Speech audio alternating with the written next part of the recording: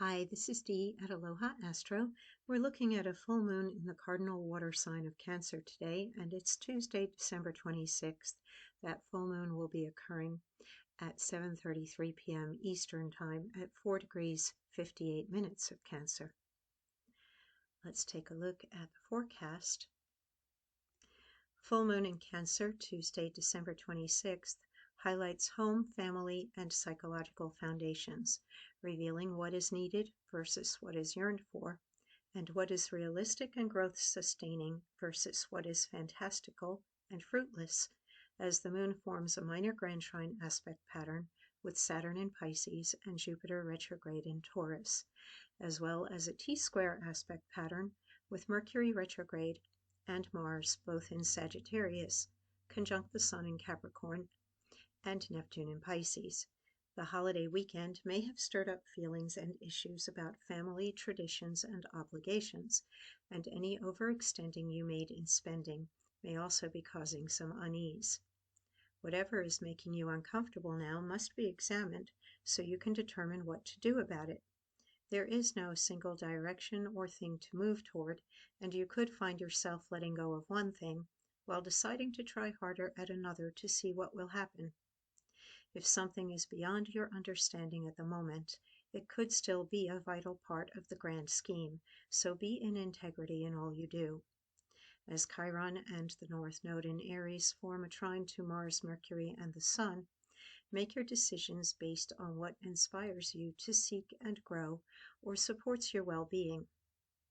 Venus in Scorpio opposing Uranus in Taurus and squaring Saturn also forms a minor grand trine with Pluto in Capricorn, while Pluto forms a second minor grand trine with Neptune and Uranus, indicating that when you commit to the work of transformation, change, and healing, everyone and everything you connect with benefits in some way from your work.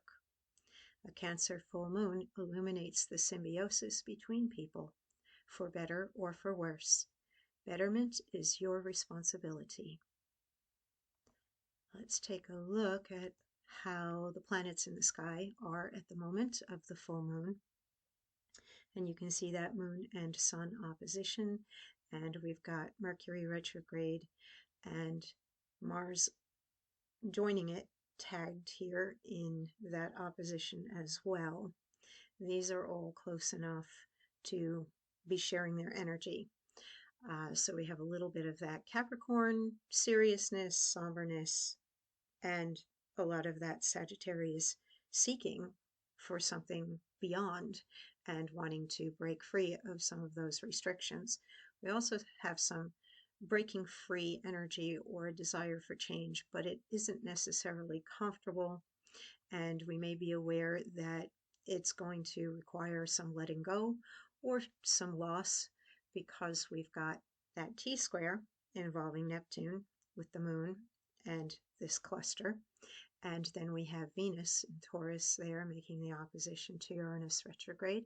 Jupiter is going to come out of retrograde on the 30th, so we're just a few days away from that planet picking up some momentum in your personal life in terms of money, growth, abundance, and hopefully a better feeling about the changes that might be occurring right now, that you might see that silver lining or know that changes are for the better. But in the meantime, there's a mixed bag with Saturn in its square to Venus. You're not going to like everything. And the moon squaring Neptune, again, you might not be happy about everything. Pluto and Jupiter in a square can also trigger, the needy, greedy fearfulness around things and wanting to have the success so badly, or wanting to hold on to something or someone so very badly. We have plenty of nice trines and sextiles going on in here as well. So where you place your attention or focus really matters, and it is important to fine-tune it. That yes, it's great to have optimism, faith, hope, to test to see what might work and what might not, but then to be a bit of a realist as well, because Saturn does rule Capricorn, where we have the sun right now, and it is a key player energetically um, in the overall exchanges of energy that we see happening. The sesquisquare or sesquiquadrate is here, kind of a subliminal pull toward knowing that changes need to be made and gravitating toward that, even if in your conscious mind you want things to remain very much the same. Deep down inside, there's something else saying, but change, like everything changes. And you have to kind of keep up. That's the other thing that the Sagittarius planets could be producing, is a feeling of time going very fast. And if you do not keep up, you're going to miss out. So we may have some of that FOMO going on as well, that fear of missing out. Well, you can't hold on to everything, and you can't do everything all at the same time, even though you might want to have a lot of balls being juggled up in the air right now. You can only do what you are capable of doing, and maybe then a little bit more if you push yourself. But you also can't get anywhere without interacting with other people or having assistance from others or being available to be the one who's the giver. It works both ways. So, yeah, it's a little bit confused. And ideally, I feel like it's the Chiron energy that, and I didn't toggle on the aspect to it, but it is tagging this cluster right here in Sagittarius. And because it is loosely conjunct the North Node, you can't go live somebody else's life for them. You also have to be true to yourself and do what is best for you. The opposition between the moon and the sun in houses that have a lot to do with parental energy. Cancer rules the 4th house of home and family. Capricorn rules the 10th house of career and basically our home out there in the world, where we become an authority or a master of something, just as within our home we become a parent or a master or an authority in some way. So the inner and the outer always comes to play when we have a full moon occur. And the full moon can bring things to light that you maybe are not fully aware of. Things could be very mundane, such as how to balance your home and family life. They could be deeper on a spiritual level right now, such as, are you really truly happy?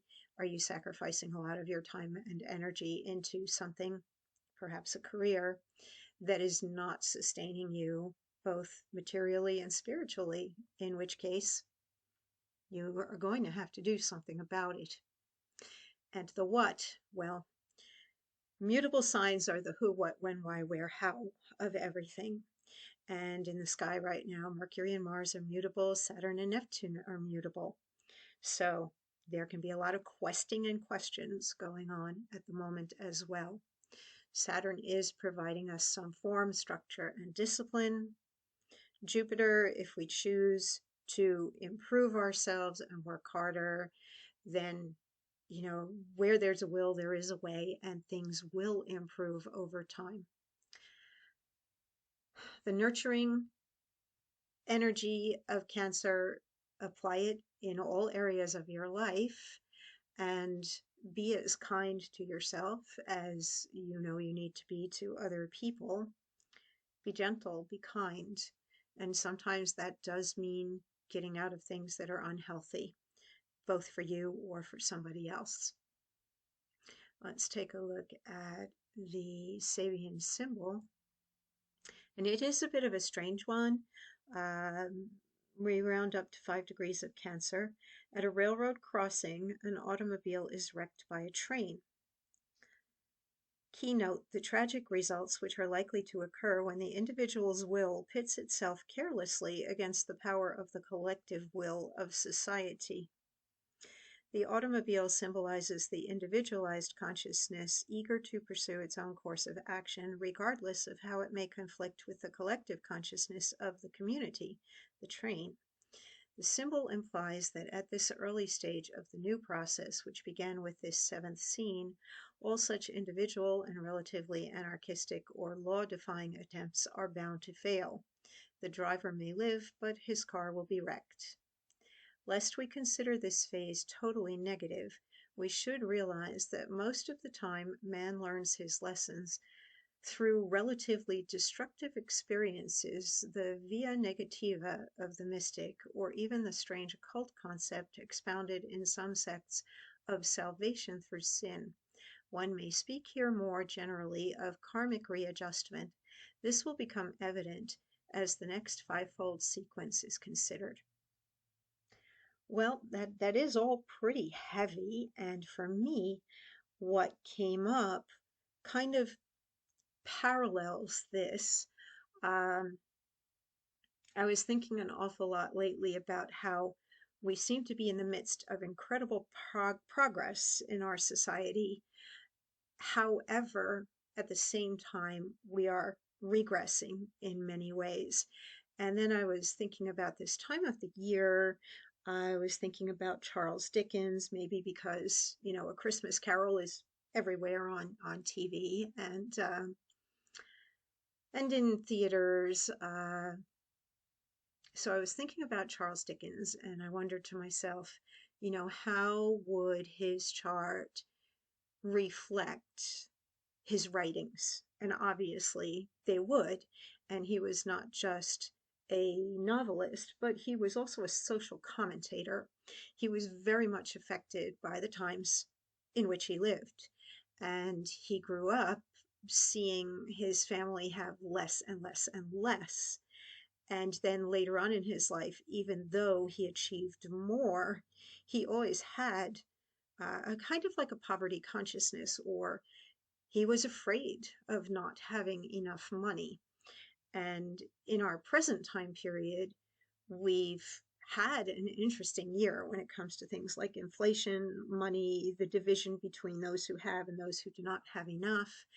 In my own community, I see so many more homeless people now than there were a year ago, and like families with their pets and all their possessions piled up in shopping carts. Rents are climbing, but rates of pay are not. Uh, what is being provided by the government for many people, assistance wise, is also not keeping up with things like inflation or rents. So it's both an extraordinarily good time and an extraordinarily bad time. And one of Charles Dickens' um, books, I'm not sure if it was A Tale of Two Cities, began with the line, "It was the best of times and the worst of times." So, thinking of Dickens, I went down the rabbit hole this morning of looking at his chart and looking at the transits to it, because I felt certain that there would be something going on in Sagittarius and Capricorn, maybe even in Scorpio or Taurus, because of the money. And I felt like there had to be something Piscean as well. And yeah, there it is. We've got a sun sign Aquarius, but the personal planets, we have Venus in Pisces, conjunct Pluto, which brings in some of that Scorpio overtone, and it makes a minor grand trine with Uranus being visited by Venus, and here, losing the track here, Mercury, Capricorn. And if you think about it, like his book, A Christmas Carol, his story is here in his chart, and it comes about every year, year after year after year, when we are at the time of the year that the Sun, Mercury, and Venus make their annual pass through Sagittarius Capricorn around the holidays. So he's living on probably as long as we still, as a society, keep up our traditions around the holidays, this is going to be a story that remains timeless, yet also always applicable to humanity and the future, even though it is rooted in the conflicts of the past, where in the Victorian times, and after I went down the rabbit hole of Dickens' chart, I went down an entire Wikipedia rabbit hole of Victorian times and what was going on at that time. And there was massive growth. And it did happen to mention trains. That is what piqued my interest when I read the Sabian symbol. So I'm feeling for myself personally that that car and that train and the crossroads and the wreck, we're facing similar things of letting go of one form of transportation, moving to another, or one type of power that fuels the world in terms of energy. We have to adapt and adjust and make these changes. But when we're in the midst of the transformation that's going on, sometimes the upheaval is really intense and the polarities seem so much stronger. So that is what came into my mind. Uh, Society, I think, will be going through major shifts in 2024. We're going to see Pluto, which did move into Aquarius for a brief time in the spring and early summer of 2023 before it retrograded back into Capricorn.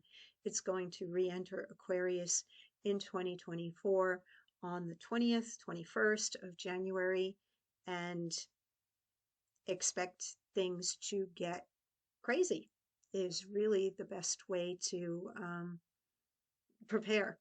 That there will be a lot that is shocking, a lot will change, a lot will come to the point where society has to demand particular things. There can be things like overthrow of governments, and I really don't want to get too political, but there will be a lot of politics in everybody's faces, whether they like politics or not. And if you don't like the politics, well, then figure out how it's affecting you personally and consider exercising your right to vote if and when you still have such a right within your individual country.